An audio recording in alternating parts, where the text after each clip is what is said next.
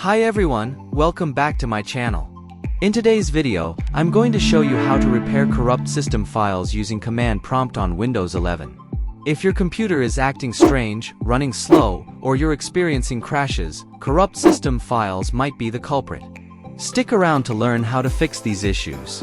Don't forget to like this video, leave a comment if you have any questions, and subscribe to my channel for more tech tips. Let's start by opening command prompt with administrative privileges. Click on the Start menu and type CMD.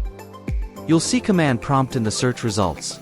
Right-click on it and select Run as Administrator. If prompted by User Account Control, UAC, click Yes to allow. You should now see the command prompt window open with administrative privileges. It's important to run these commands as an administrator to ensure they have the proper access to system files. Are you following along? Let me know in the comments if you got command prompt open. Now that we have command prompt open as an administrator, let's run the System File Checker (SFC) scan. This tool scans all protected system files and replaces corrupted files with a cached copy.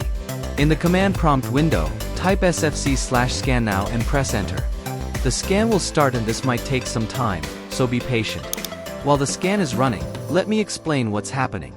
The SFC tool is checking the integrity of your system files and repairing any issues it finds. It's a handy tool built right into Windows. Have you ever used SFC before? Share your experiences in the comments. Did this help fix your system files? Share your results in the comments. That's it for this tutorial on how to repair corrupt system files using command prompt on Windows 11. I hope you found this video helpful. If you did, please give it a thumbs up and leave a comment if you have any questions or if there's a specific topic you'd like me to cover in the future.